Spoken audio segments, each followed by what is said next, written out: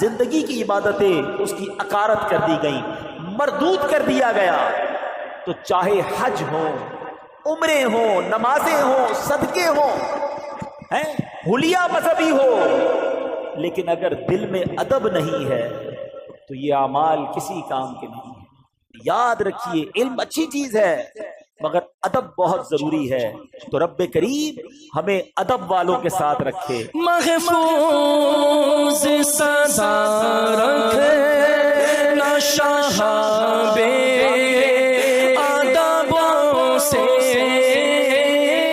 محفوظ سزا رکھے نہ شہاب ادبوں سے، سے بھی سرزد نہ کبھی بے ادبی ہو۔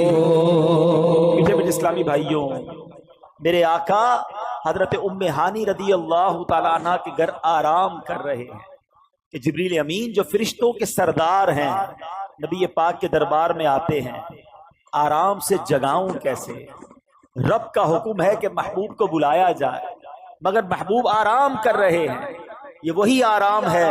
مولا علی نے دیکھا کہ عصر کی نماز جاتی ہے تو چلی جائے، آقا کے آرام میں خلل نہ آئے۔ اب جبریل امین کو جگانا ہے۔ اللہ اکبر، بلاوا رب کی طرف سے ہے۔ سوچا کیسے جگاؤں، ادب کیا ہوتا ہے؟ عرض کیا کرتے ہیں جو اعلیٰ حضرت نے گویا قصیدہ معراج میں کہا کہ فرمایا یہی سما تھا کہ پے کے رحمت، خبر یہ لایا کہ چلیے حضرت، ذرا سمجھیے گا بات کو، کیا خبر لایا کہ چلیے حضرت تمہاری خاطر کشادہ ہے۔ کیا کشادہ ہے؟ جو کلیم پر بند راستے تھے۔ ذرا سوچئے یہ کون سا سفر تھا؟ تھوڑا سا پیچھے چلتے ہیں۔ حضرت موسیٰ علیہ السلام کو اللہ نے بڑا مقام دیا۔ ان the whole world nobody have power to speak with Allah سبحانہ و تعالی۔ حضرت موسیٰ سے پہلے کوئی ایسا نہیں تھا جو اللہ سے بات کر سکے بلا واسطہ، ڈائریکٹ ہے۔ آپ کو کلیم اللہ کہا گیا اور آپ اللہ سے بات کرنے کوہ طور پر جاتے تھے۔ کیسا مقام تھا؟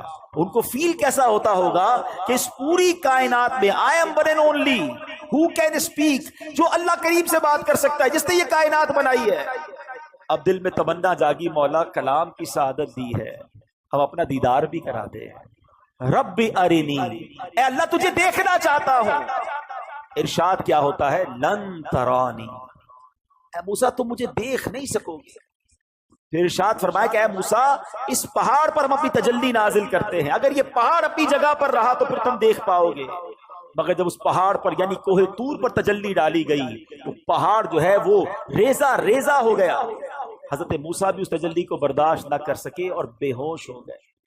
کلیم اللہ کی تمنا بھی دیکھنا ہے، کہا گیا لن ترانی۔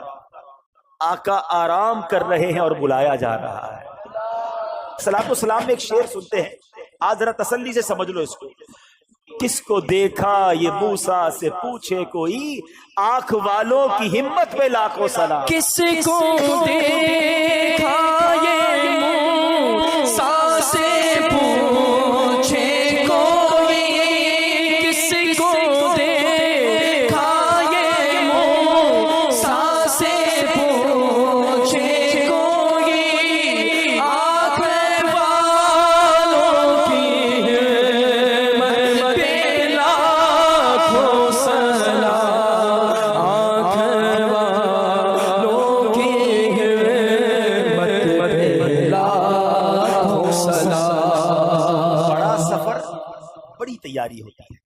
آپ نے اپنے گھر سے اپنے آفس جانا ہے، اب زیادہ سامان لے کر نہیں جاتے، لیکن اگر آپ نے 3 دن کے مدنی قافلے میں جانا ہے تو آپ 3 دن کا سامان لے کر جاتے ہیں۔ اللہ مکے مدینے کی حاضری بار بار عطا فرمائے۔ جب مکے مدینے جاتے ہیں تو ذرا بڑا بیگ بن جاتا ہے، احرام بھی ہوتا ہے، کپڑے بھی ہوتے ہیں، سامان اور ہوتا ہے۔ جتنا بڑا ٹریول اتنی بڑی تیاری۔ یہ سفر کہاں کا تھا؟ یہ کتنا بڑا سفر تھا۔ حاضری دینی تھی بارگاہ الہی میں، جنت کا مشاہدہ کرنا ہے، آسمانوں کی سیر کرنی ہے، فرشتوں کی بارات آئی ہے لینے۔ تیاری کیسی کروائی گئی؟ نبی پاک کو حتیم میں لایا گیا، کعبہ مشرفہ کا وہ حصہ جو کعبے کا حصہ ہے۔ اللہ کریم وہاں بھی بار بار حاضری عطا فرما۔ حتیم میں لایا گیا، وہاں نبی پاک کے سینہ اقدس کو چیرا گیا اور اس میں نور کی برسات کی گئی، حکمتیں داخل کی گئی، پھر سینہ اقدس کو بند کر دیا گیا۔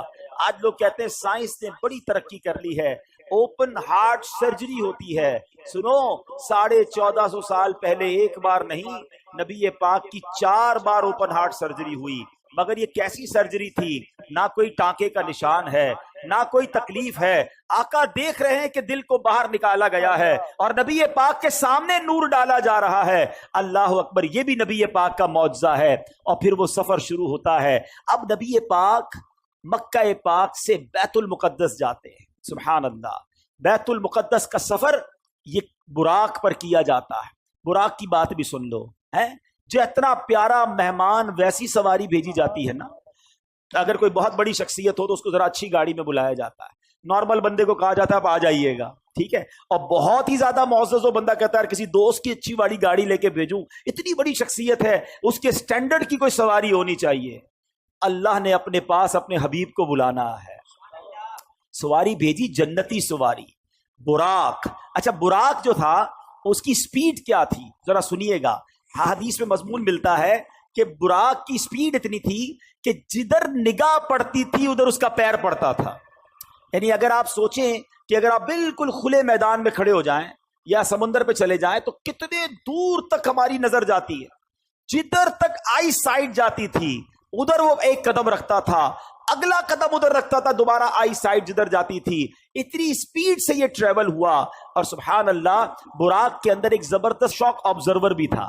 لوگ کہتے ہیں گاڑی وہ اچھی جس میں جھٹکے نہ لگیں، ذرا اسموتھ ڈرائیو ہونی چاہیے۔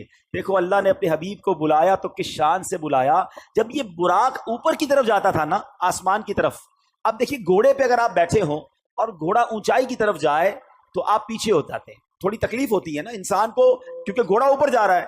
تو روایتوں میں لکھا کہ اس کے پچھلے پیر بڑے ہو جاتے تھے، جب یہ اوپر جاتا تھا تو پچھلے پیر بڑے ہو گئے تاکہ اس کی پشت سیدھی رہے، نبی پاک کو سواری میں تکلیف نہ ہو۔ اچھا، جب یہ براق نیچے اترا، اب کوئی گھوڑا نیچے اتر رہا ہے، آگے کی طرف ہو جائیں گے، پھر ڈیفیکلٹی ہوگی۔ فرمایا جب نیچے اترا تو اس کے اگلے پیر اونچے ہو جاتے تھے۔ یہ وہ فلیکسیبلٹی تھی کہ حبیب کو بلایا ہے تو کوئی تکلیف نہ پہنچے۔ کس شان سے سواری بھیجی گئی، اللہ اکبر۔ نبی پاک علیہ الصلوۃ والسلام اب پہنچتے ہیں اس جگہ پر جسے ہم بیت المقدس کہتے ہیں۔ بیت المقدس ویسے بھی دیکھنے کی بڑی تمنا ہے، لیکن جب سے یہ پڑھا ہے اور جب پڑھتے ہیں ایک دل میں عجب تمنا جاگ اٹھتی ہے۔ ذرا سوچو تو صحیح کہ کائنات میں ایسی نماز نہ اس سے پہلے ہوئی نہ اس کے بعد ہوگی، جب اس کائنات کے سب سے بہترین افراد یعنی انبیاء کرام کم و بیش 1,24,000 آل ٹوگیدر ونس ٹائم، ایک ہی وقت میں وہ بیت المقدس میں موجود ہیں، صفے تیار ہیں، مؤذن فرشتے ہیں، اقامت دینے والے جبریل امین ہیں۔ اور اب جبریل امین نے عرض کیا حضور اب آپ امامت فرمائیے۔ امام الانبیاء میرے آقا امامت فرما رہے ہیں۔ سبحان اللہ۔ سیدی اعلیٰ حضرت امام اہل سنت بڑی پیاری بات لکھتے ہیں، فرماتے کہ وجہ کیا تھی، معراج کی رات کی جماعت کیوں جو ہے وہ سجائی گئی، یہ بلایا کیوں گیا سب کو؟ سبحان اللہ، رہتی دنیا کو یہ بتانا تھا۔ اعلیٰ حضرت کہتے ہیں نماز اقصا میں تھا یہی سر کہتے راز کو، یہاں کہتے ظاہر ہونا۔ فرماتے نماز اقصا میں تھا یہی سر، یہی راز تھا کہ ایاں ہو مانائے اول آخر، پتہ چل جائے دنیا کو کون اول ہے کون آخر ہے دست بستہ پیچھے حاضر، سارے ہاتھ باندھے کھڑے ہیں، کون جو سلطنت آگے کر گئے تھے۔ اقصا میں سواری جب پہنچی، جبریل نے بڑھ کے کہی تقبیر، نبیوں کی امامت اب بڑھ کر سلطان جہاں فرماتے ہیں۔ اللہ اللہ کہو، اللہ اللہ اللہ اللہ اللہ اللہ کہو، اللہ اللہ۔ میرے آقا فارغ ہوئے، اب آسمان کے سفر کی تیاری ہے۔ اب سفر آسمان میں وہی براق ہے، وہی بارات ہے، وہی دولہا ہے، وہی باراتی ہے۔ آن کی آن میں پہلا آسمان آ گیا۔ یہ پہلا آسمان کتنا دور ہے ذرا غور کیجئے گا۔ پلک جھپکتے کچھ ہی لمحوں میں نبی پاک پہلے آسمان پر پہنچ گئے. اب یہ سب انبیاء جو ہے نبی پاک کو ویلکم کر رہے ہیں, مرحبا کہہ رہے ہیں. نبی پاک آگے بڑھتے گئے. اب سدرۃ المنتہا آ گیا. اب یہاں جو ساتھی ہے جو ام ہانی کے گھر سے لے کر ساتھ جا رہے ہیں, جبریل امین, وہ عرض کرتے ہیں کہ حضور بس اب یہاں سے آگے میں نہیں جا سکوں گا, یہ میری لمٹ ہے, اس سے آگے گیا تو میرے پر جل جائیں گے. اللہ اکبر. اب اس کے آگے فقط رب کے حبیب جا رہے ہیں. یہ وہ مقام ہے کہ جبریل امین بھی پیچھے رہ گئے. اللہ اکبر. اب جناب نبی پاک علیہ الصلوۃ والسلام جب آگے جاتے ہیں, جبریل ٹھہر کر سدرا پر بولے جو بڑے ہم ایک قدم, جل جائیں گے سارے بالوں پر, اب ہم تو یہیں رہ جاتے ہیں. جبریل ٹھہر کر سدرا پر بولے جو بڑے ہم ایک قدم, جل جائیں گے سارے بالوں پر, اب ہم تو یہیں رہ جاتے ہیں. اللہ اللہ کہو, اللہ اللہ اللہ اللہ اللہ کہو, اللہ اللہ. نبی پاک کا جو اگلا سفر ہے نا, اس کے بارے میں کوئی کچھ نہیں بتا سکتا کہ وہاں کیا ہوا, کتنی دیر دیدار ہوا, اللہ نے اپنے حبیب کو کیا دیا, حبیب پاک نے کیا لیا. وہ ایسی راز کی باتیں ہیں, وہ ایسی کرم کی باتیں ہیں کہ جتنا اللہ کریم نے قرآن میں بتایا اور جتنا حبیب پاک علیہ الصلوۃ والسلام نے ہمیں آ کر بتایا, اس کے علاوہ کوئی اس کے بارے میں نہیں جانتا. قرآن مجید فرقان حمید میں اللہ کریم سورہ نجم میں کیا کمال کے ارشادات فرماتا ہے. سورہ نجم ایسا لگتا ہے جب پڑھیں تو کہ نعت پڑھ رہے ہیں. اللہ کریم ارشاد فرماتا ہے, بسم اللہ الرحمن الرحیم, والنجم اذا ہوا, اس پیارے چمکتے تارے محمد کی قسم, ما ضل صاحبکم وما غوا, تمہارے صاحب نہ بہکے نہ بے راہ چلے, وما ينطق عن الهوى, اور وہ کوئی بات اپنی خواہش سے نہیں کرتے, ان هو الا وحی یوحى, وہ تو نہیں مگر وہی جو انہیں کی جاتی ہے. سنو, میرے آقا جو کہتے ہیں اللہ کی طرف سے عطا ہوتا ہے وہ کہتے ہیں. اعلیٰ حضرت یوں ہی نہیں کہتے, وہ دہن جس کی ہر بات وحی خدا, چشمہ علم و حکمت پہ لاکھوں سلام ہیں. اب یہ قرآن بتا رہا ہے کہ کیا ہوا وہاں پر. فرمایا ثم دنا فتدلا فکان قاب قوسین او ادنا, پھر وہ جلوہ نزدیک ہوا. قرآن کہتا ہے پھر خوب اتر آیا, تو اس جلوے اور اس کے محبوب میں 2 ہاتھ کا فاصلہ رہا, بلکہ اس سے بھی کم. اب باتیں کیا ہوئی وہاں پر؟ قرآن کہتا ہے فَأَوْحَا إِلَىٰ عَبْدِهِ مَا أَوْحَا, اب وحی فرمائی اپنے بندے کو جو وحی فرمائی. رب نے جو فرمانا تھا فرمایا اور محبوب نے جو لینا تھا وہ لے لیا.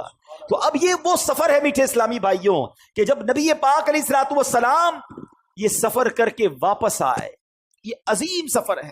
جنت کے طبقات دکھائے, جہنم کے مشاہدات کیے. میں انشاءاللہ بیان کے آخر میں مشاہدات کے بارے میں بھی بتاؤں گا. آل ٹوگیدر جب یہ سفر کر کے نبی پاک واپس آتے ہیں تو آج لوگ کہتے ہیں جناب کہ بڑی سائنس نے ترقی کر لی ہے, بڑا مہینوں کا سفر دنوں کا سفر منٹوں میں طے ہوتا ہے. لیکن میرے آقا کے اس سفر میں جس میں ہزاروں سال کا یہ ٹریول ہے, علماء کہتے ہیں اگر اس کو لاجیکلی کیلکولیٹ کریں نا تو یہ کئی ہزار سالوں کا سفر بنتا ہے. مگر نبی پاک جب واپس آئے تو جو دروازہ کھولتے وقت کنڈی ہل رہی تھی وہ اب بھی ہل رہی ہے. جو بستر چھوڑ کے میرے آقا گئے وہ بستر اب بھی گرم ہے. آقا نے وضو کیا تھا, ہم وضو کرتے زمین پر پانی بہتا ہے, راوی لکھتے نبی پاک آئے وہ پانی ابھی بھی بہ رہا تھا. اور بڑا لاجیکلی بات سمجھ لو, ہر دور کے مطابق ہے نا انبیاء کو معجزات دیے گئے, ہر دور کے مطابق جیسا دور ویسے معجزات. مثال کے طور پہ حضرت موسیٰ علیہ الصلوۃ والسلام کا دور تھا, وہ جادوگروں کا دور تھا. ان کا مقابلہ کرنے کے لیے حضرت موسیٰ علیہ الصلوۃ والسلام کو عصا کا معجزہ دیا گیا. آپ نے عصا ڈالا, وہ اژدہا بن گیا, فرعونیوں کے سانپوں کو کھا گیا, وہ عاجز آ گئے. حضرت عیسیٰ کا دور ڈاکٹرز کا دور تھا, علاج دریافت ہو گیا تھا. اس کو کاؤنٹر کرنے کے لیے آپ کو کیسا معجزہ دیا گیا کہ قرآن میں لکھا ہے کہ آپ مادر زاد اندھوں کی آنکھوں پر دم کرتے تھے, وہ آنکھ والے ہو جاتے تھے. آپ مردوں کے لیے دعا کرتے, مردے زندہ ہو جایا کرتے تھے. تو جیسا دور ویسا معجزہ. میرے آقا کا جو دور تھا, جس دور میں نبی پاک آئے, وہ دور کیسا تھا؟ وہ دور تھا عربیوں کا فصاحت و بلاغت کا دور تھا، انٹلیکچوئلز کا دور تھا. اس زمانے میں بڑا عجب معاملہ تھا. ایک اور بڑی عجیب بات پہلے بھی میں نے بیانات میں بتائی ہے کہ جو عربی نہیں ہے وہ کیا کہلاتے ہیں؟ ہم کیا ہیں؟ عجمی. عجمی کا معنی پتہ ہے؟ عجمی کہتے گونگے کو. ہم کتنا شوق سے بتاتے ہیں عجمی ہیں. عجمی کہتے ہی گونگے کو، اس کا معنی گونگا ہے. یہ عربیوں کا ایک زوم تھا، عربیوں کا ماننا یہ تھا کہ عربی بول سکتے ہیں، یہ عجمی باقی سارے گونگے ہیں. ان کو اپنی زبان پر اتنا ناز تھا. یعنی اس زمانے میں تلوار کے لڑائی کے ساتھ ساتھ الفاظ سے بھی لڑائی ہوتی تھی. حضرت عبداللہ بن رواحہ، حضرت حسان بن ثابت رضی اللہ تعالیٰ عنہ، یہ نبی پاک کے دربار کے نعت گو شاعر تھے. دشمن نبی پاک کی شان میں گستاخانہ اشعار لکھتے تھے، یہ ادھر سے جواب میں نعتیں لکھتے تھے. ایک موقع پر پیارے آقا علیہ الصلوۃ والسلام نے حضرت عبداللہ بن رواحہ سے فرمایا، عبداللہ تم اشعار دشمنوں کے مقابلے میں لکھو، تمہارے اشعار ان کے لیے تیر کی مانند ہیں. تو یہ دور تھا، اس دور میں نبی پاک تشریف لائے. اب ضروری تھا کہ پیارے آقا ان سے زیادہ فصیح ہوں، ان سے زیادہ خوبصورت بات کریں. اللہ نے نبی پاک کے قلب اقدس پر قرآن نازل کر دیا. جب اللہ کے حبیب قرآن کی تلاوت کرتے تھے وہ عاجز آ گئے، وہ پریشان ہو گئے. وہ کہتے یہ کسی انسان کا کلام نہیں ہے، یہ کیسی باتیں کرتے ہیں. اور کمال کی بات یہ ہے انہوں نے یہ بھی دیکھا تھا کہ بچپن سے اب انہیں دیکھ رہے ہیں، یہ کسی مدرسے میں نہیں گئے، کسی استاد کے پاس نہیں گئے. اس کا مطلب یہ تھا کہ اللہ نے اپنے حبیب کو ڈائریکٹلی علم عطا فرمایا. الرحمن علم القرآن، اللہ نے اپنے حبیب کو یہ سارے علوم عطا فرمائے. اور جب میرے آقا گفتگو فرماتے تو پھر کیا ہوتا؟ بریلی کے تاجدار لکھتے ہیں، آقا میں نثار تیرے کلام پر. حضور آپ کی باتیں کیسی تھی؟ زبان تو بہت سارے لوگوں کو ملی ہیں، میں نثار تیرے کلام پر. ملی یوں تو کس کو زبان نہیں، وہ سخن ہے جس میں سخن نہ ہو، وہ بیاں ہے جس کا بیاں نہیں. تیرے آگے یوں ہیں دبے لچے فصحا عرب کے بڑے بڑے بڑے بڑے فصحا بلغا انٹلیکچوئلز بیٹھتے تھے. میرے آقا بات کرتے وہ شاکڈ ہو جاتے، اسٹونشڈ ہو جاتے، حیران ہو جاتے، ایسا لگتا خود گونگے ہو جاتے. اعلیٰ حضرت کہتے تیرے آگے یوں ہیں دبے لچے فصحا عرب کے بڑے بڑے، کوئی جانے منہ میں زبان نہیں، نہیں بلکہ جسم میں جان نہیں. لگاتے ہیں نعرہ یہ ایمان والے، لگاتے ہیں نعرہ یہ ایمان والے. بولو محمد ہمارے بڑی شان والے، محمد ہمارے بڑی شان والے. کیا شان ہے میرے آقا کی، بولو سبحان اللہ. اعلیٰ حضرت فرماتے ہیں زمین و زمان تمہارے لیے، مکین و مکان تمہارے لیے، چنین و چنا تمہارے لیے، بنے دو جہاں تمہارے لیے، دہن میں زبا تمہارے لیے، بدن میں ہے جاں تمہارے لیے، ہم آئے یہاں تمہارے لیے، اٹھے بھی وہاں تمہارے لیے. تمہاری چمک تمہاری دھمک تمہاری جھلک تمہاری مہک، زمین و فلک سمک و سمک میں سکہ نشان تمہارے لیے.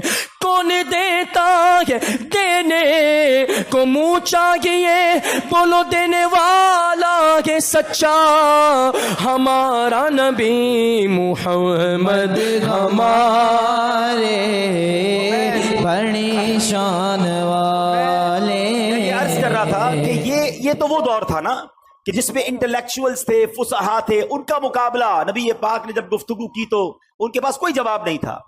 مگر میرے آقا کا دور وہاں ختم تو نہیں ہو گیا نا. لا نبی بعدی، میرے آقا کے بعد تو کسی نبی نے نہیں آنا. اب میرے آقا کا دور صبح قیامت تک ہے.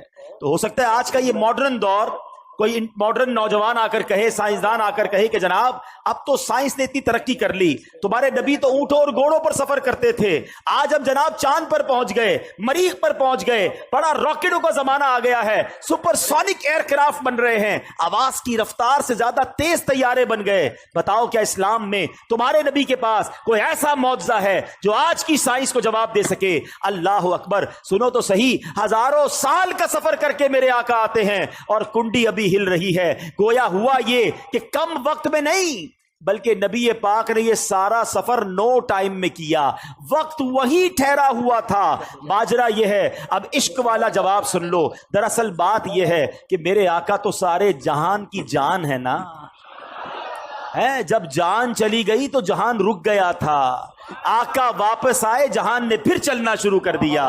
اعلیٰ حضرت کہتے ہیں نا، وہ جو نہ تھے تو کچھ نہ تھا، وہ جو نہ ہو تو کچھ نہ ہو، جان ہے وہ جہان کی، جان ہے تو جہان ہے۔ اللہ اکبر۔ نبی پاک تشریف لائے، اور اب صبح کے وقت میرے آقا نے ام ہانی رضی اللہ تعالیٰ عنہ کو جب یہ واقعہ سنایا، آپ نے کہا میرے آقا مکے والوں کو بتائیے گا نہیں، وہ مانیں گے نہیں، یہ ایسی بات ہے یہ اور آپ کی مخالفت کریں گے۔ ذرا غور کیجیے، وہ وقت تھا جب فقط 40-50 تقریباً 80-90 کے قریب مسلمان تھے، زیادہ مسلمان نہیں ہوئے تھے، 11 سن نبوی کا وقت ہے، اور میرے آقا نے فرمایا میں نے تو ضرور بتانا ہے۔ نبی پاک نے مکے والوں کے سامنے بتانا شروع کیا۔ ابو جہل بدبخت کہتا ہے اے محمد صلی اللہ تعالی علیہ وسلم، جو آپ مجھے کہہ رہے ہیں میں اگر مکے والوں کو جمع کر لوں انہیں بھی کہیں گے؟ کہا بالکل۔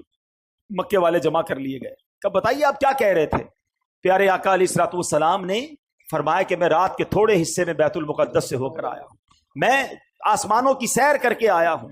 اللہ اکبر۔ مکے میں شور بچ گیا۔ ابو جہل نے نبی پاک کی گستاخی کرنا شروع کی، کہا دیکھو یہ کیسی بات کرتے ہیں۔ کفر والے تو تھے ہی تھے، کچھ ایمان والے بھی تذبذب ہو گئے، جو کمزور ایمان والے تھے ان پر بھی امتحان کی گھڑی آ گئی۔ یاد رکھیے گا واقعہ معراج جہاں نبی پاک کی شان اور قدر و منزلت کو بیان کرتا ہے، وہاں یہ ایمان والوں کا امتحان بھی ہے، یہ ٹیسٹ بھی ہے کہ تمہیں اپنے نبی پر کتنا اعتماد ہے۔ اللہ اکبر۔ جب یہ شور شرابہ ہوا تو مکے والوں نے کہا کہ آج موقع اچھا ہے ابو بکر صدیق کو پیارے آقا سے دور کرنے کا۔ یاد رہے سیدنا صدیق اکبر اس زمانے میں بھی بڑے معزز تھے، بڑے بیپاری تھے، ان کا مسلمان ہونا کافروں کو بڑا کھٹکتا تھا۔ انہوں نے کہا کسی طرح ان کو دور کر دو، اسلام کمزور ہو جائے گا۔ فوراً پہنچے صدیق اکبر کے گھر پر، دروازہ کھٹکھٹایا، دروازہ کھلا، کہا ابو بکر تم جانتے ہو تمہارے نبی کیا کہتے ہیں، جن کا تم بڑا نام لیتے ہو، بڑا عجیب دعویٰ کرتے ہیں۔ کہا بتاؤ کیا کہتے ہیں؟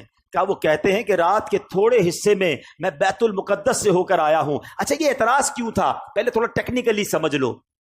بیت المقدس جو ہے وہ 1 مہینے کا راستہ تھا۔ اونٹ پہ جائیں، گھوڑے پہ جائیں تو مکے سے بیت المقدس 1 مہینے کا راستہ، واپس آئیں پھر 1 مہینے کا راستہ، 2 مہینے کا سفر۔ نبی پاک کا کلیم یہ تھا کہ میں رات عشاء بھی یہیں پڑھی ہے، فجر بھی یہیں پڑھی ہے، اور تھوڑی دیر میں ہو کر آ گیا ہوں۔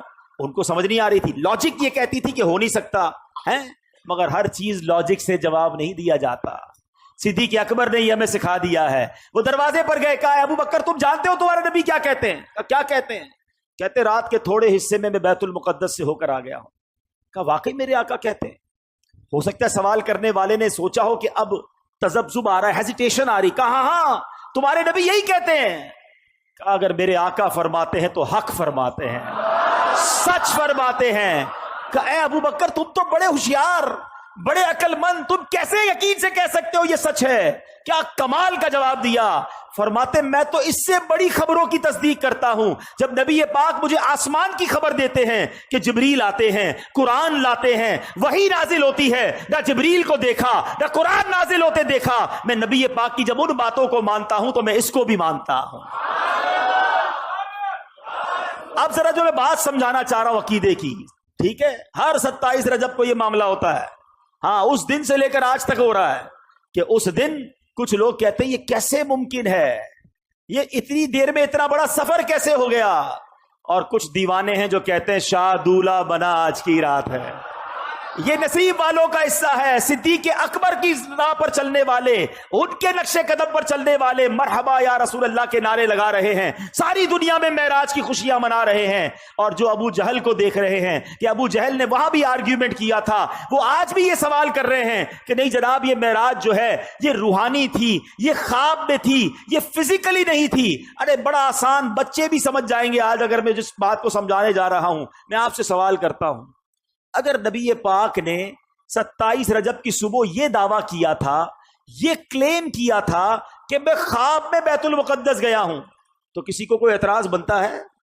آپ کا بچہ صبح اٹھ کر کے ابو رات مدینے گیا تھا خواب میں، ابو پھر اس کے بعد لاہور بھی گیا، امریکہ بھی گیا، صبح اٹھا تو بستر پر ہی تھا، تو آپ کہیں گے بیٹا کوئی بات نہیں، میں بھی رات گھومتا ہی رہتا ہوں خواب میں، کوئی ٹینشن کی بات نہیں نا، خواب میں سارے ہی جا رہے ہوتے ہیں۔ یعنی کمال یہ ہے کہ ابو جہل اور مکے والوں کا یہ اعتراض کرنا اور یہ جھگڑا کرنا اور حضرت ابو بکر صدیق کے دروازے تک جانا، یہ اس بات کی دلیل ہے کہ نبی پاک نے اس صبح یہی کہا تھا کہ میں فزیکلی بنفس نفیس جسم و روح کے ساتھ اس سفر پر گیا تھا۔ عقل مندوں کے لیے اشارہ کافی ہے۔ تو بہرحال میرے بیچ اسلامی بھائیوں، یہ سفر کمپلیٹ ہوا، مگر اس سفر میں ایک اور بڑا کمال کا کام ہوا۔ نبی پاک علیہ الصلوۃ والسلام کو ایک تحفہ دیا گیا، اور وہ تحفہ کیا ہے؟ نماز کا تحفہ دیا گیا۔ اچھا، نماز کی اہمیت کو سمجھو، اور احکام جو ہے نا شریعت کے، وہ زمین پر جبریل امین لے کر آئے، حج، روزہ، زکوٰۃ، بہت سارے احکام وہ آسمان سے جبریل امین آتے تھے، مگر نماز کی اہمیت سمجھو کہ نبی پاک کو عرش پر اور اس کے بھی آگے بلا کر یہ تحفہ دیا گیا۔ یہ تحفہ وہاں دیا گیا تاکہ اندازہ ہو کہ اس کی اہمیت کیا ہے۔ مگر جب میرے آقا واپس آ رہے ہیں تو حضرت موسیٰ علیہ الصلوۃ والسلام سے ملاقات ہوگی کہ اے محمد صلی اللہ علیہ وسلم، رب کی بارگاہ سے کیا لائے ہو؟ پیارے آقا فرماتے ہیں کہ مجھے 50 نمازیں میری امت پر فرض کی گئی ہیں۔ حضرت موسیٰ کہتے ہیں اے محمد صلی اللہ علیہ وسلم، اب واپس جائیے، کم کروا کر لائیے، میں نے بنی اسرائیل میری قوم کو دیکھ لیا ہے، یہ 50 نہیں پڑھ سکیں گے۔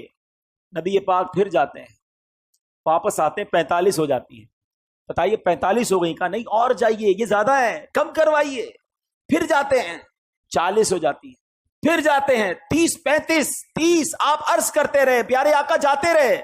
یہ تھوڑا سا رک جاتا ہوں، ایک اور بات اس میں سیکھنے والی ہے کہ نبی پاک کی رسائی کیسی تھی، جب چاہتے چلے جاتے تھے۔ یہ ایک بار جانا نہیں ہوا، کسرے دنا تک کس کی رسائی، جاتے یہ ہیں، آتے یہ ہیں، پھر جاتے یہ ہیں، آتے یہ ہیں۔ یہ کیسا کنیکشن تھا، یہ کیسی اجازت تھی۔ اچھا، ایک اور عشق والی بات علماء کہتے ہیں کہ حضرت موسیٰ نے ہمارا تو بھلا کیا ہی کیا، اپنا بھی ایک بھلا کیا تھا۔ کوہ طور پر دیکھنا چاہتے تھے نا، نہیں دیکھ پائے نا۔ آج بھی کچھ عشاق پتہ ہے جو مدینے سے آتا ہے نا، اس کی آنکھوں کا دیدار کرتے ہیں، کہ ہم نے مدینہ نہیں دیکھا، ان آنکھوں نے مدینہ دیکھا ہے، ان آنکھوں کو چوم لوں۔ حضرت موسیٰ پیارے آقا کی ان آنکھوں کو دیکھنا چاہ رہے ہیں۔ حضور ذرا پھر دیکھ کر آئیے، میں پھر آنکھیں دیکھ لوں، آپ پھر اللہ کی بارگاہ میں جائیے، میں پھر آپ کی آنکھیں دیکھوں۔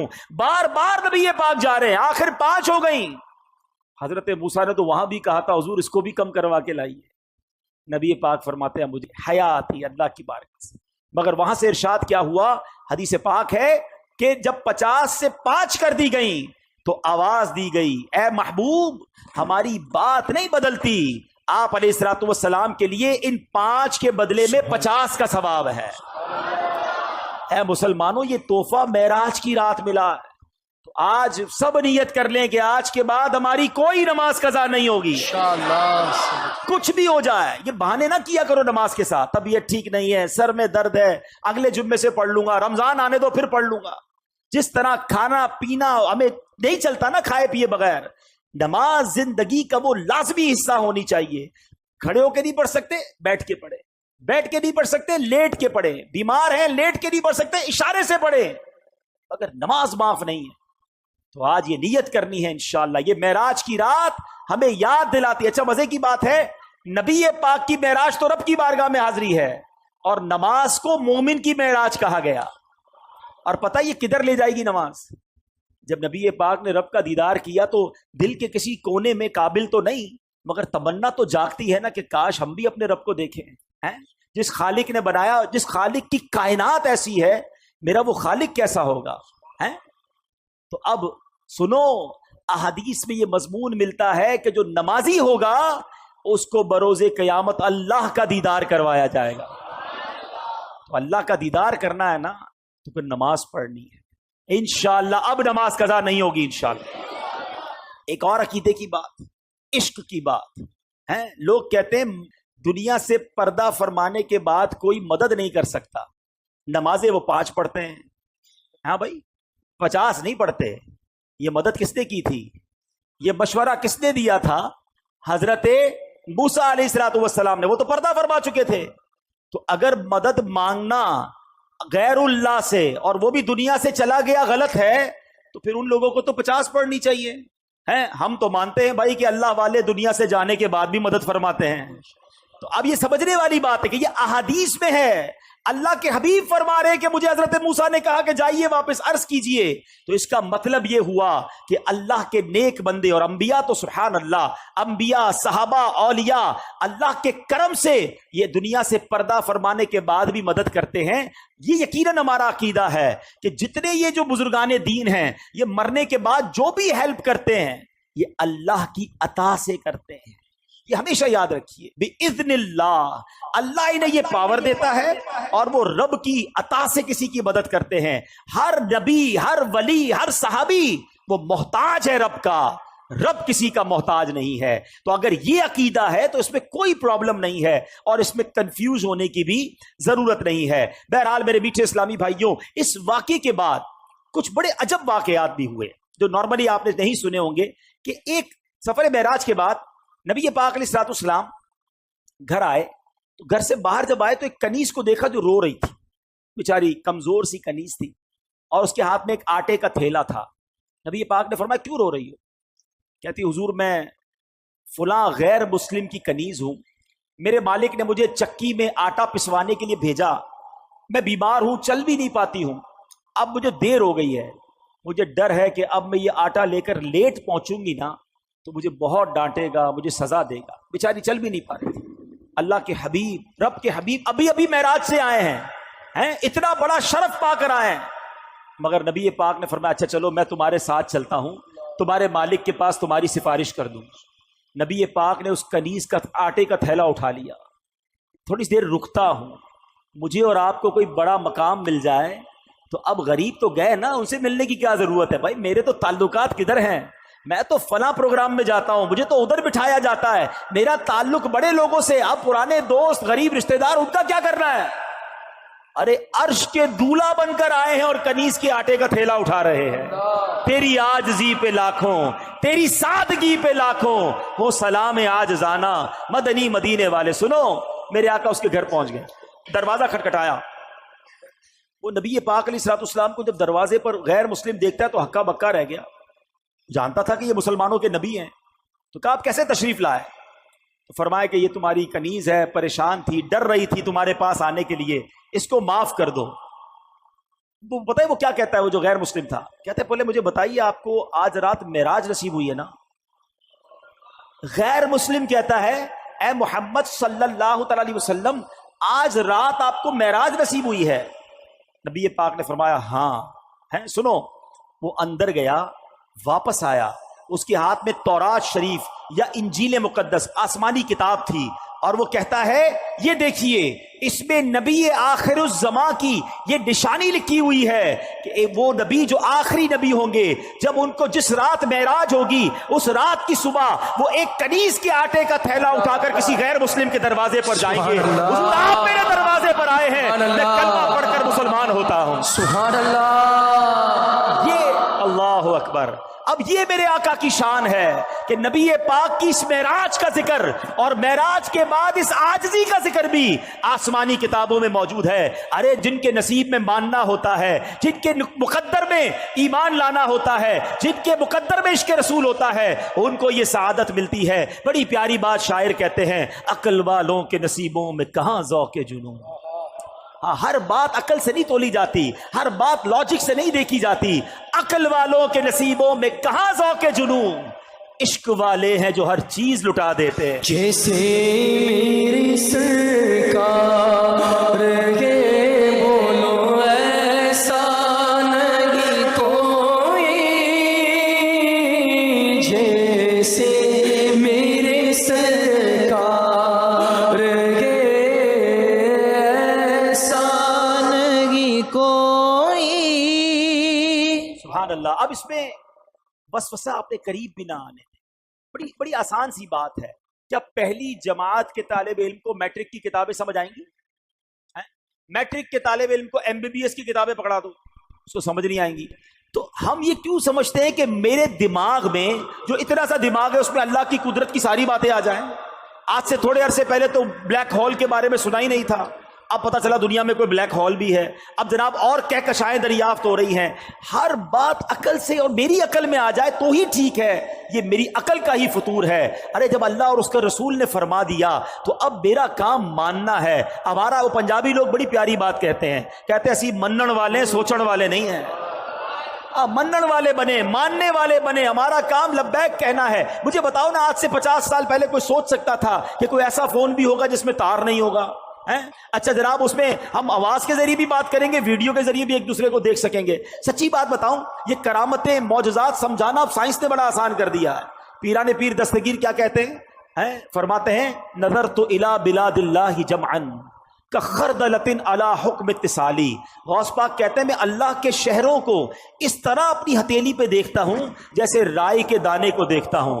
اب جناب باقی لوگ، ہو سکتا ہے کسی کے ذہن میں وسوسہ آئے کہ یہ کیسے ممکن ہے کہ غوث پاک بغداد میں ہوں اور ساری دنیا کو ہتھیلی پہ دیکھیں. اب سائنس نے بڑا آسان کر دیا. 5-10 ہزار کا موبائل لے لو، 100 روپے کا انٹرنیٹ ڈلوا لو، گوگل کی اپلیکیشن ڈالو، بولو دنیا کا کون سا شہر دیکھنا ہے، تو آڈا گھر بھی اس میں نظر آ سکتا ہے. ذرا سرچ کرو تو آپ کی گلی نظر آتی ہے. ارے مجھ جیسا گناہگار چھوٹے سے موبائل کو لے کر ساری دنیا دیکھے، میرا غوث اگر اللہ روحانی کنیکشن دے دے تو تمہیں کیا اعتراض ہے؟ تو اے میرے میٹھے اسلامی بھائیوں، اپنے اللہ نے اپنے ولیوں کو، صحابہ کو، اولیاء کو، انبیاء کو یہ کمالات عطا کیے ہیں، اس میں ہمیں سوچنا نہیں چاہیے. ایک آخری واقعہ سنا کر بیان ختم کرتا ہوں.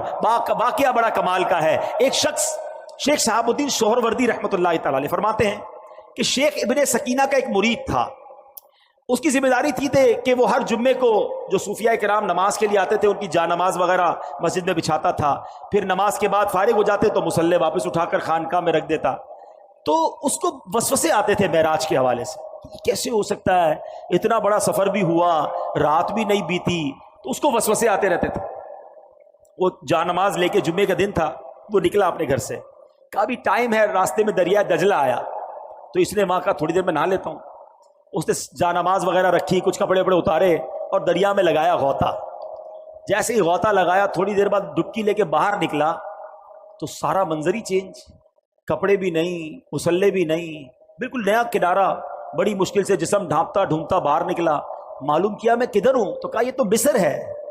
ڈبکی لگائی بغداد میں اور نکلا مصر میں. اب اس کو اندازہ، اچھا اس زمانے میں تو کوئی ٹیلی فون نہیں تھا کہ گھر والوں کو بتاتا میں ادھر آ گیا ہوں، یا کوئی فیکس کر دیتا. کہا اب تو لگتا ہے زندگی ادھر ہی گزرے گی.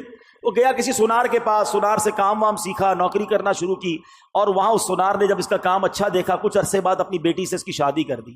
7 سال یہ بندہ ادھر ہی رہا. 7 سال کے اندر اس کے 3 بچے بھی پیدا ہو گئے. اس کے بعد پھر کسی وقت وہاں نہانے آیا. اب اس نے جو ڈبکی لگائی تو نکلا دریا دجلہ میں. وہ جا نمازیں بھی پڑھی ہیں، وہ کپڑے بھی پڑے ہیں. حیران، کپڑے پہنے، جا نمازیں اٹھائیں. وہاں پہنچا تو وہی جمعے کا دن ہے. جا نمازیں بچھائیں، لوگوں نے جمعہ پڑھا.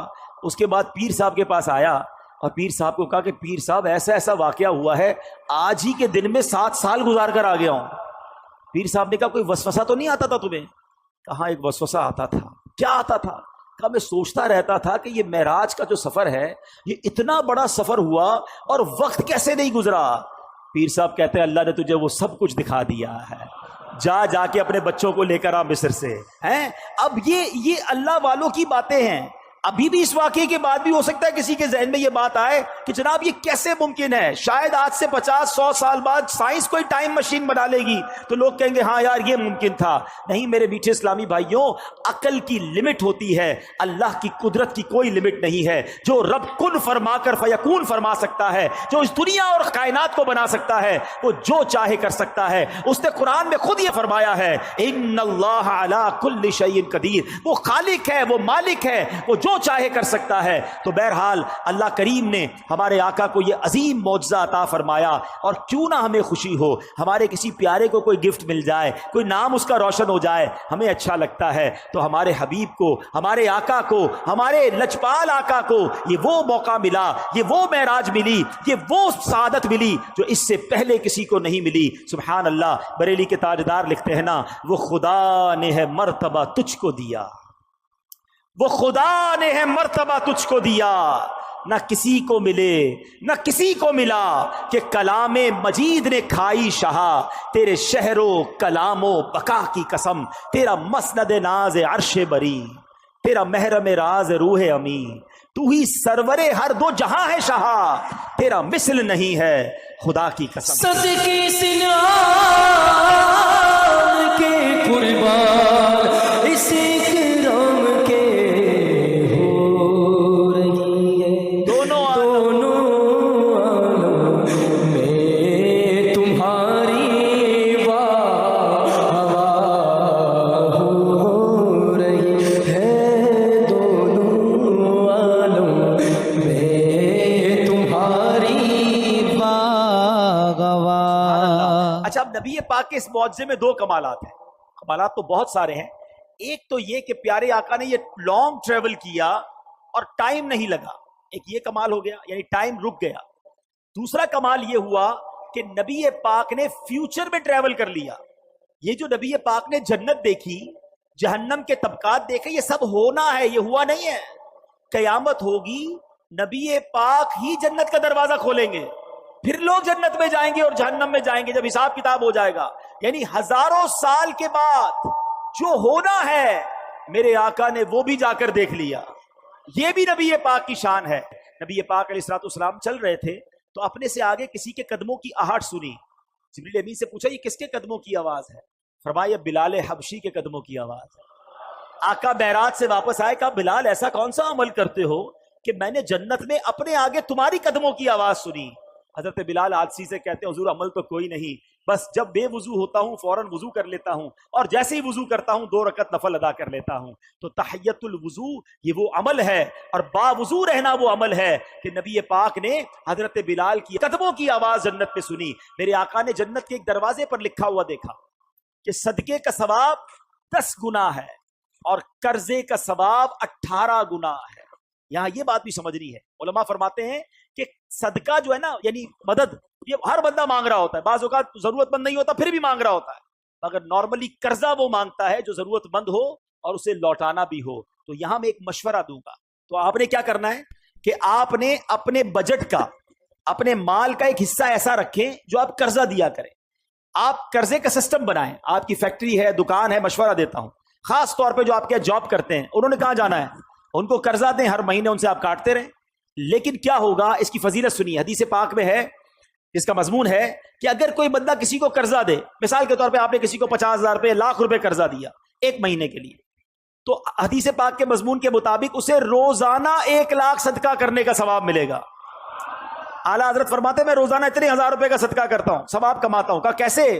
کہا میں نے اتنے 1000 روپے قرضہ دیا ہوا ہے، مجھے روز اتنے پیسے صدقہ کرنے کا ثواب ملتا ہے۔ اچھا جب وہ ٹائم آ جائے، یعنی آپ نے 1 مہینے کے لیے دیا، اب وہ بندہ کہتا ہے ذرا مجھے 1 مہینے کا اور موقع دے دیں، آپ کو لگتا ہے بندہ ٹھیک ہے، گڑبڑ نہیں کر رہا، پریشان ہے، 1 مہینے کا اور موقع دے دیں۔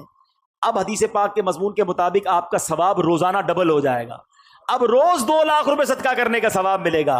تو اللہ نے اگر آپ کو مال دیا ہے تو کچھ پیسے الگ رکھیں، اس سے قرضہ دیا کریں، پیسے آ جائیں پھر کسی کو ضرورت مند کو قرضہ دیں، تاکہ یہ جو فضیلت ہے کہ آپ کو صدقے کا ثواب 10 گنا، قرضے کا ثواب 18 گنا ہے۔ ہاں یہ ضرور ہے کہ آپ اپنی پیسوں کی واپسی کا پراپر انتظام رکھیں، اور دیکھیں ہمارا مذہب کتنا کمپلیٹ ہے۔ جہاں قرضہ دینے والے کو کہا جا رہا ہے کہ قرضہ دو، نرمی کرو، وہاں قرضہ لینے والے کو کیا کہتا ہے کہ وقت پر قرضہ لوٹاؤ، ورنہ ایک ایک لمحہ تمہارے گناہوں کا میٹر جاری رہے گا۔ تو جس پر قرضہ ہے نا وہ فوراً پیسے لوٹائے، کچھ بیچ کر بھی دینا پڑے تو دے، کیونکہ آپ کو یاد ہوگی وہ حدیث کہ ایک صحابی کا جب وصال ہوا تو نبی پاک نے جب بتایا گیا کہ یہ قرضہ ہے ان کے اوپر، تو آقا نے فرمایا میں ان کی نماز جنازہ نہیں پڑھوں گا۔ نبی پاک نے جنازہ پڑھنے سے منع کر دیا، پھر کسی نے قرضہ اتار دیا یا اپنے ذمے لیا، پھر نبی پاک نے نماز ادا فرمائی۔ تو یہاں یہ سیکھنے کو ملا کہ قرضہ دینے کا ثواب ہے، مگر قرضہ لینے والا وقت پر قرضہ لوٹائے۔ یہاں ایک بڑا پرابلم ہے کہ جو قرضہ لیتا ہے اس کا اسٹائل ہی چینج ہو جاتا ہے۔ پہلے منتیں کر رہا ہوتا حضور دے دیں، آپ کی فکر ہی نہ کریں، آپ کے پیسے ٹائم پہ دے دوں گا، اس کے بعد نہ فون اٹھاتا ہے نہ وہ ملتا ہے، بلکہ باتیں بھی عجیب عجیب کر رہا ہوتا ہے۔ ایسا اب نہ کریں، کیونکہ چند غلط لوگوں کی وجہ سے اب لوگوں نے قرضہ دینا ہی چھوڑ دیا ہے، اور یہ قرضہ ختم ہونا جو ہے نا، یہ سود کی طرف لوگ چلے گئے، کہتے ہیں بھائی میں تمہیں پیسے دوں گا مجھے کیا ملے گا، بے رحم ہو جاتا ہے انسان۔ سود اتنا برا عمل ہے کہ یہ انسان کو پیسے سے ایسی محبت کروا دیتا ہے کہ وہ بے رحم ہو جاتا ہے۔ مسلمان مرتا ہے تو مر جائے، کہتا ہے میں پیسے دوں گا مجھے کیا ملے گا، نہیں، ضرورت مند کی مدد کرو، انشاءاللہ تمہیں وہ اجر ملے گا جو قیامت کے دن تمہارا بیڑا پار کر دے گا۔ ٹھیک ہے. تو یہ اسی طرح اب نبی پاک نے جو جہنم میں ملاحظات کیے، یہ ذرا اس میں چند باتیں سن لیں پھر بیان کو ختم کرتے ہیں. کہ پیارے آقا علیہ الصلوۃ والسلام نے جہنم میں ایسے لوگوں کو دیکھا کہ ان کے پیٹ بڑے بڑے کمروں کی مانند ہیں. فرمایا یہ کون ہیں؟ تو بتایا گیا یہ سود کا کام کرنے والے ہیں. خدا کے واسطے اس سے توبہ کر لو، نکل آؤ. سود کے اندر جو غرق ہوا وہ برباد ہی ہوگا. یہ اللہ سے جنگ کرنا ہے. لوگ کہتے کیا کروں، کاروبار ختم ہو جائے گا. ارے تم رب سے جنگ کر رہے ہو، سب کچھ ایسے ہی ختم ہو جائے گا. ادھر ختم نہیں ہوگا تو آخرت میں کیسے جواب دو گے؟ کسی بھی صورت سود کے قریب نہ جائیں. معراج کی رات یہ عذابات کیوں دکھائے گئے؟ اللہ کے حبیب دیکھ کر آئیں اور آ کر اپنی امت کو بتائیں، انہیں ڈرائیں. مگر یہ امت ہے کہ انہیں پتہ بھی ہے پھر بھی یہ کام کر رہے ہوتے ہیں. نبی پاک نے دیکھا کچھ لوگ مردار کھا رہے ہیں. فرمایا یہ کون ہے؟ جبریل امین نے کہا حضور یہ لوگوں کی غیبت کرتے تھے. جو غیبت کرتے ہیں، دوستوں میں بیٹھ کر لگائی بجھائی اس کی برائیاں، خدا کے واسطے نہ کریں. یہ بہت بڑا گناہ اور جہنم میں لے جانے والا کام ہے. اللہ سلامت رکھے امیر اہل سنت کو یہ بار بار ایسے ہی نعرے نہیں لگائے جاتے دعوت اسلامی میں کہ غیبت کے خلاف جنگ جاری رہے، غیبت سے بچنا ہے. آگے چلیں. نبی پاک علیہ الصلوۃ والسلام نے دیکھا کہ کچھ عورتوں اور مردوں کو دیکھا جن کو ان کی چھاتی کے ساتھ لٹکایا گیا. فرمایا کون ہے یہ؟ کہا کہ حضور یہ منہ پر عیب لگانے والے اور پیٹھ پیچھے برائی کرنے والے. اللہ اکبر. نبی پاک نے ایسے بھی لوگوں کو دیکھا کہ جن کے ہونٹ پکڑ پکڑ کر گل پھاڑے جا رہے ہیں پھر وہ ٹھیک ہو جاتے ہیں. عرض کیا کہ جھوٹ بولنے والے ہیں، بات بات پر جھوٹ بولتے ہیں، کیسے برداشت کریں گے؟ ایسے لوگوں کو دیکھا کہ جن کے سر کچلے جا رہے ہیں پھر ٹھیک ہو جاتے ہیں، پھر بڑے پتھر سے کچلے جاتے ہیں. فرمائے کون ہے یہ؟ کہا حضور نماز کے وقت ان کے سر بوجھل ہو جاتے تھے. آج کسی کو کہو نماز کے لیے چلو، کہ آپ چلیں، میں ذرا طبیعت ٹھیک نہیں ہے، میں ذرا تھکا ہوا ہوں، میں بعد میں پڑھ لوں گا. نماز کے نام سے سر بوجھل ہو جاتا ہے. توبہ کیجیے، نماز کے لیے ایکٹیو ہو جائیے. جہاں ہم نے واقعہ معراج سنا، دلوں کو خوشی ملی، وہاں اپنی لائف میں اپنی زندگی میں تبدیلی بھی لائیں. اللہ کرے کہ آج کی رات ہماری زندگی کا ٹرننگ پوائنٹ بن جائے. آپ کو کوئی کہے کہ یار تم نے تو جھوٹ بولنا چھوڑ دیا، تو آپ کہیں کہ نبی پاک کی معراج آئی، اس خوشی میں نے جھوٹ سے توبہ کر لی. یار آپ ماشاءاللہ فجر میں بھی نظر آ رہے ہیں، 5 نمازیں پڑھ رہے ہیں. الحمدللہ میرے آقا کو معراج کی رات نماز کا تحفہ ملا، میں نے 5 وقت نماز پڑھنے کی نیت کر لی. یہ مزہ ہے نا کہ آپ کی زندگی میں یہ شب معراج بدلاؤ کیا لائی کہ آپ نے سود چھوڑا، آپ نے حرام چھوڑا. اور پھر دیکھیں میرے آقا کی بارگاہ میں جب آپ یہ تحفہ پیش کریں گے کہ حضور آپ کی معراج کی خوشی میں نے ان برے کاموں سے توبہ کی اور اب باقی زندگی انشاءاللہ آپ کی سنت کے مطابق اور دین کے احکام کے مطابق گزاروں گا، تو پھر ہم تو غلام ہیں نا. غلام اپنی حیثیت کے مطابق تحفہ دیتا ہے اور بادشاہ اپنے کرم کے مطابق دیتا ہے. پھر جب نبی پاک عطا فرمائیں گے تو ہماری جھولیاں بھر دیں گے. تو ہے میرے میٹھے اسلامی بھائیوں، آج نیت کر لیں انشاءاللہ کہ آج کے بعد حرام روزی کے قریب بھی نہیں جائیں گے انشاءاللہ. فضیلت ہے وہ سن لیتے ہیں. میرے آقا علیہ الصلوۃ والسلام فرماتے ہیں جو 27 رجب کا روزہ رکھے اللہ پاک اس کے لیے 60 مہینے کے روزوں کا ثواب لکھتا ہے. حضرت سلمان فارسی رضی اللہ تعالیٰ روایت کرتے ہیں کہ پیارے آقا علیہ الصلوۃ والسلام نے ارشاد فرمایا رجب میں ایک دن اور رات ہے، جو اس دن کا روزہ رکھے اور رات کو عبادت کرے تو گویا اس نے 100 سال کے روزے رکھے اور 100 سال شب بیداری کی. اور یہ رجب کی 27 تاریخ ہے. حدیث پاک میں ہے کہ رجب میں ایک رات ہے کہ اس میں نیک عمل کرنے والے کو 100 سال کی نیکیوں کا ثواب ملتا ہے. وہ رجب کی 27ویں رات ہے.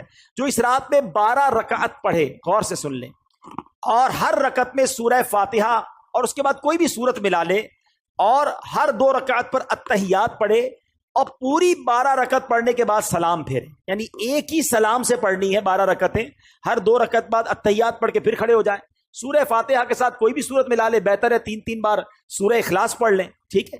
اب جب 12 رکعتیں پوری ہو جائیں تو پھر آپ نے 3 تسبیحاں پڑھنی ہیں. 100 بار کیا پڑھنا ہے؟ سبحان اللہ والحمد للہ ولا الہ الا اللہ واللہ اکبر. یہ 100 بار پڑھیں. پھر 100 بار استغفار پڑھ لیں، استغفر اللہ استغفر اللہ ربی من کل ذنب واتوب الیہ، یہ پڑھ لیں. اور پھر 100 بار درود پاک پڑھ لیں. جب یہ وظیفہ کمپلیٹ ہو جائے تو نبی پاک فرماتے ہیں اپنی دنیا اور آخرت کے لیے جس چیز کے بارے میں دعا مانگے گا اور صبح کو روزہ رکھے گا اللہ پاک اس کی سب دعائیں قبول فرمائے گا، سوائے اس دعا کے جو گناہ کے لیے ہو. معاذ اللہ اگر کوئی اپنے گناہ کے کام کے لیے دعا کرے گا تو وہ قبول نہیں ہوگی۔ اللہ پاک ہم سب کو عمل کرنے کی توفیق عطا فرمائے۔